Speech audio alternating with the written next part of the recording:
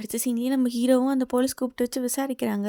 நம்ம எங்கே மாட்டிக்குவோமா அப்படின்னு சொல்லி நம்ம ஹீரோ சூசைட் பண்ண போக, அப்போ அவங்க அம்மா கூப்பிட்டு வச்சு நார்மலாக பேச அவருக்கும் அது மோட்டிவேட் ஆகிடுது. அந்த பொண்ணு எப்படி இறந்துருப்பாங்க, எதனால் இறந்துருப்பாங்க அப்படின்னு சொல்லி நம்ம ஹீரோ கண்டுபிடிக்கணும்னு பார்க்க, அவங்க அப்பார்ட்மெண்ட் வேஸ்டேஜில் அந்த பொண்ணோட ஃபோன் கிடைக்குது. ஃபஸ்ட் டைம் அந்த பொண்ணு நம்ம ஹீரோவோட காரில் தானே ஒழிஞ்சிட்டு இருப்பாங்க, கையில் ஏதோ ஒரு ஃபைல்லாம் வச்சுட்டு இருப்பாங்களே.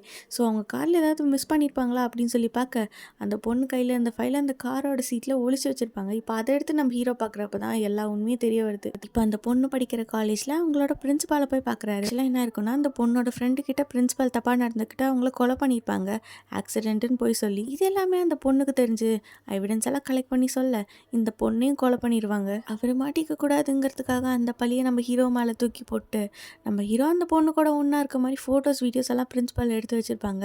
இப்போ இதெல்லாம் நம்ம ஹீரோ கண்டுபிடிச்சி அந்த பிரின்சிபால் முன்னாடி சொல்கிறாங்க. இதை கேட்டு அந்த பிரின்சிபால் நம்ம ஹீரோவை த்ரெட்னிங் பண்ண, இந்த ஸ்டூடெண்ட்ஸ்க்கெல்லாம் என்னாச்சு அப்படிங்கிறது நம்ம ஹீரோ வந்து அந்த பொண்ணுங்களோட ஃப்ரெண்ட்ஸுக்கும் சொல்லிடுறாங்க. இது உங்கள் ஃப்ரெண்ட்ஸ்க்காக அப்படின்னு சொல்லிட்டு நம்ம ஹீரோ அங்கே போக, அந்த பொண்ணுங்களோட ஃப்ரெண்ட்ஸ் எல்லாம் பிரின்சிபாலை கவனிக்கிறாங்க. அடுத்து நம்ம ஹீரோ அந்த எவிடன்ஸ் எல்லாம் போலீஸில் போய் கொடுத்துட்றாங்க.